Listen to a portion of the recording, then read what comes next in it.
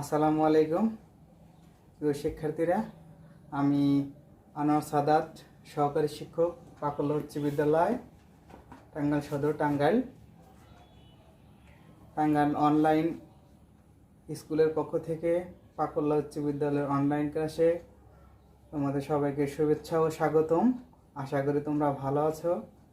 আমিও আল্লাহর রহমতে তোমাদের দোয়ায় ভালো আছি। বরাবরের মতো আমি আবার তোমাদের সামনে এসে হাজির হয়েছি। আজকে আমি তোমাদের নবম ও দশম শ্রেণীর গণিত বিষয়ের অনুশীলনী 17 পরিসংখ্যান থেকে একটি সমস্যার সমাধান করাবো। তো ডাকে প্রশ্নটি দেওয়া আছে, তো সারণী দেওয়া আছে।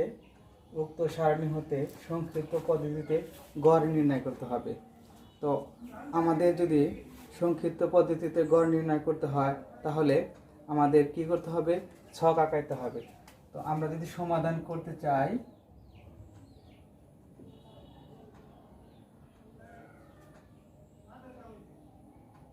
লিখব গড় নির্ণয় সারণী। আমাদের ছক কাটতে হবে 1 2 3 4 5 6 7 8 9, 9টি রো দিতে হবে।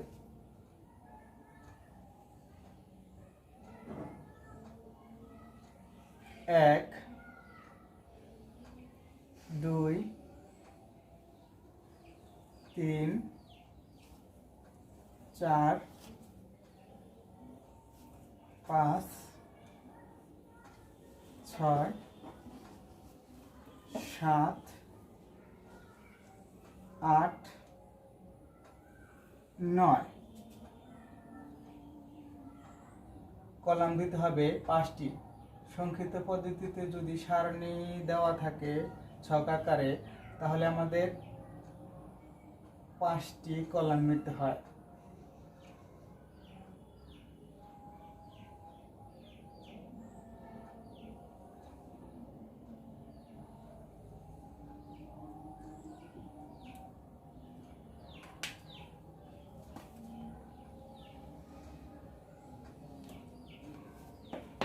আমরা এখন দেখব 1টি 2টি 3টি 4টি 5টি 6টি 7 8। তো আমরা এখানে কলাম নিয়েছি 1 2 3 4 5 6 7 8 9, একটি বেশি এবং রো। কলাম নেব 5টি 1 2 3 4 5। তো আমাদের প্রথম কলামে থাকবে শ্রেণী ব্যক্তি,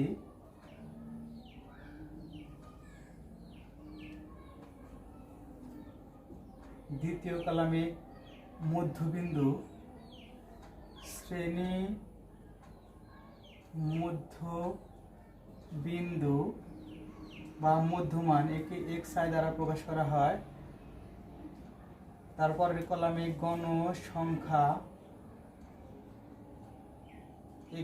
গণসংখ্যাকে fi দ্বারা প্রকাশ করা হয়। ধাপ বিচ্যুতি,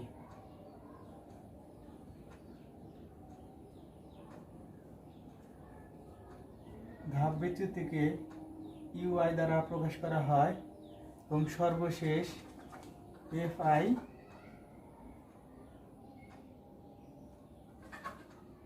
ইউআই।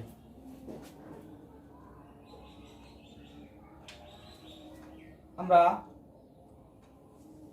শ্রেণী ব্যাপ্তি লিখব প্রশ্ন দেখে দেখে। 31 থেকে 40, 41 থেকে 50, 51 থেকে 60, 61 থেকে 70, 71 থেকে 80, 81 থেকে 90, 91 থেকে 100। মিট করো, পোজ দাও। আমাদের উদ্দীপকের ডাকে গণসংখ্যা দেওয়া আছে। গণসংখ্যা থেকে দেখলো প্রথম সারিতে শ্রেণীতে হচ্ছে 6, দ্বিতীয় শ্রেণীতে 8, তৃতীয় শ্রেণীতে 10, চতুর্থ শ্রেণীতে 12, 5, 7, 2। তো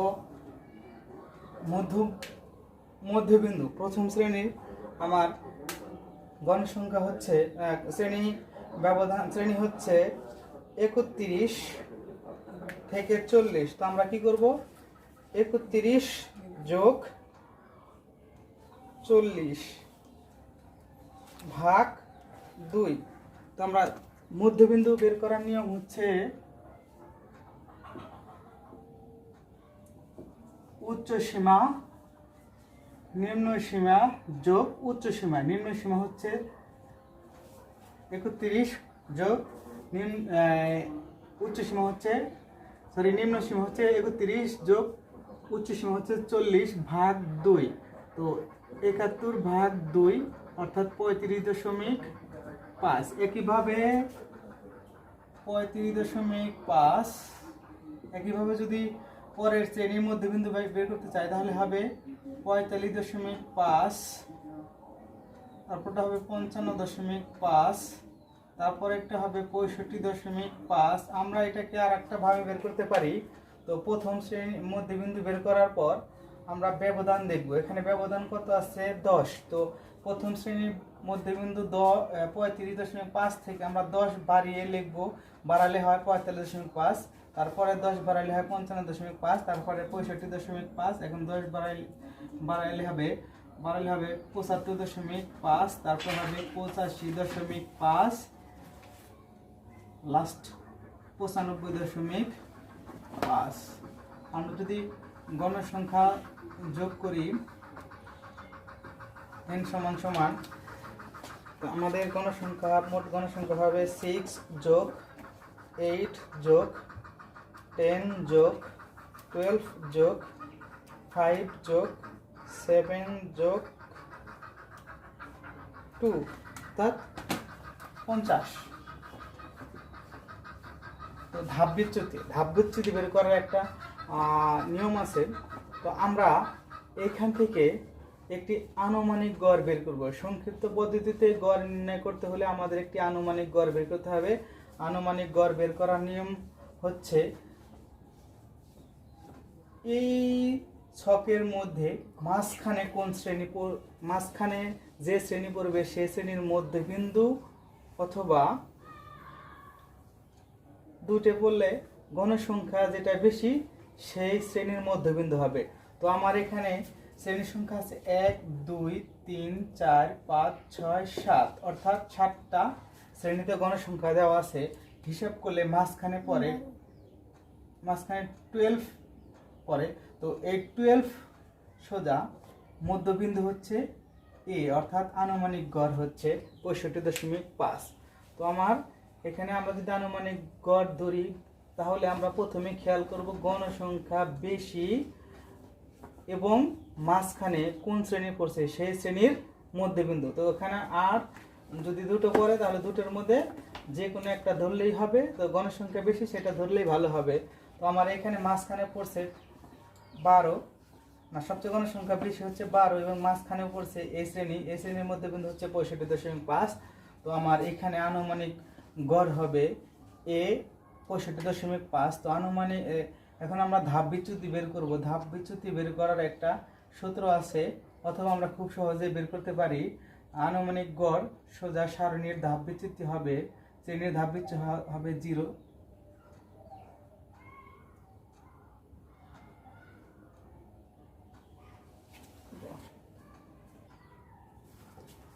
আমাদের এখন আনুমানিক গড় সই শ্রেণীতে ধাপ বিচ্যুতি হবে 0। উপর দিকে এক করে কমবে -1, -2, -3। তো নিচের দিকে এক করে বাড়বে 1, 1 থেকে 1 বাড়লে 2, 2 থেকে 1 বাড়লে 3। আমরা ধাপ বিচ্যুতি সূত্রের সাহায্যে বের করতে পারি। ধাপ বিচ্যুতির সূত্র হচ্ছে UI সমান xi মাইনাস a/h। তো আমরা এই শ্রেণীর যদি ধাপ বিচ্যুতি বের করি, এখানে xi হচ্ছে 65 65.5, এর মান হচ্ছে 65.5, এইচ হচ্ছে 10।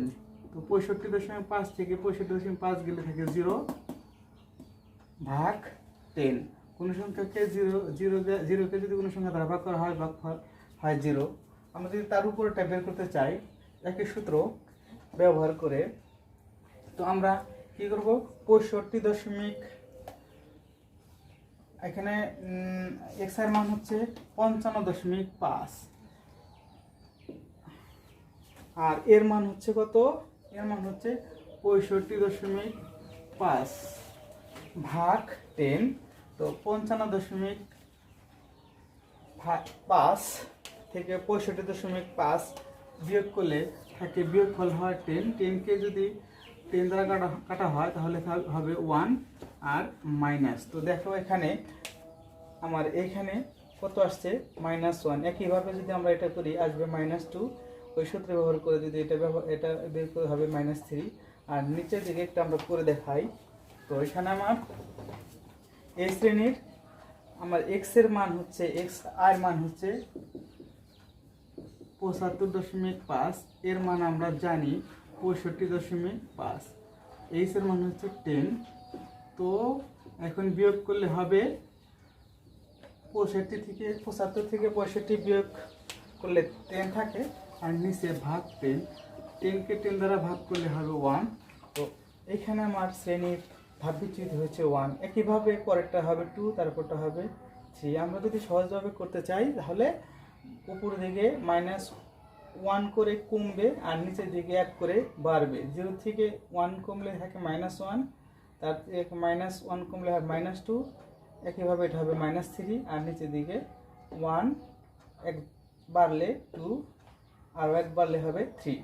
তো আমাদের এখানে fi আর কি আছে, ui আছে। তো এখানে fi ও ui এর সাথে গুণন সম্পর্ক আমরা এই ছকে দেখব কোন জায়গায় fi আছে এবং ui আছে। তো এখানে fi আছে আর এই জায়গায় কি আছে, ui আছে। যেহেতু fi এর গুণন সম্পর্ক তাহলে আমার এই শ্রেণীর fi ui হবে গুণন সম্পর্ক। তো 6 আর -3 গুণন করলে হয় -18, ঠিক গুণন করলে হবে -16, এটা গুণন করলে হবে -10। কোনো সংখ্যাকে 0 দ্বারা গুণ বা ভাগ করলে হবে 0, 0 এর সাথে 12 গুণ করলে হবে 0, 1 এর সাথে 5 গুণ করলে হবে 5, 2 এর সাথে 7 গুণ করলে হবে 14, 3 এবং 2 গুণ করলে হবে 6। আমরা এখন লিখতে পারি সামেশন fi ui সমান সমান। তো আমাদের এখানে মাইনাসের কত আছে মোট যোগ করতে হবে। আমরা এটা ক্যালকুলেটর সাহায্যে করব, সহজ হবে। 18 যোগ 16 যোগ 10 মাইনাসের 44 আর প্লাসের কত হয়,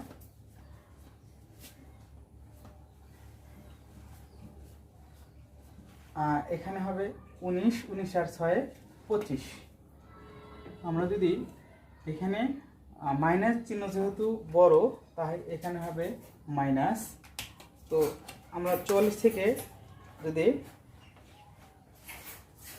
25 বিয়োগ করে হবে -90। এখন আমরা সংক্ষিপ্ত পদ্ধতি গড় নির্ণয়ের একটি সূত্র আছে, সেটি ব্যবহার করে আমরা সহজেই গড় নির্ণয় করতে পারবো। তো আমরা জানি গড় x বার সূত্রটি হচ্ছে a plus summation fi ui by n into h।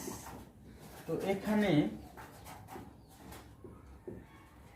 a এর মান কত দেওয়া আছে, এখানে 65.5, এর মান পেয়েছি n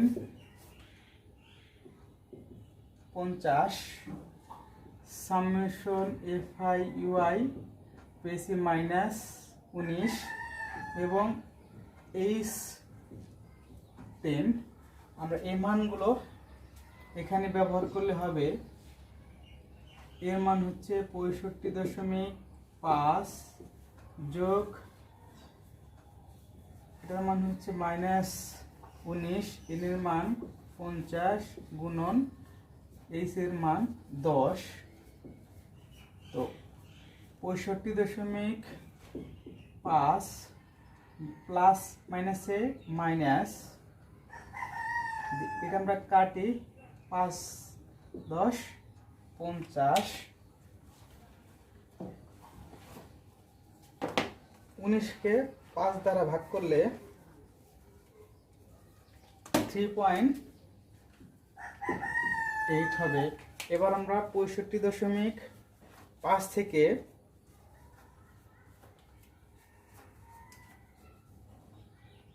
-3.8 বাদ দিলে বা বিয়োগ করলে থাকে 61.7। তো আমার কাঙ্ক্ষিত সংক্ষিপ্ত পদ্ধতি গড় বের হয়েছে। আমাদের গড় হচ্ছে 61.7 অ্যান্সার। শিক্ষার্থীরা, তোমরা নিশ্চয় অঙ্কটি তুলে নিয়েছো। তো আমার একটি জায়গায় গ্যাপ পড়েছে, এখানে আমরা সংক্ষিপ্ত পদ্ধতিতে গড় নির্ণয় সারণী লিখতে পারি।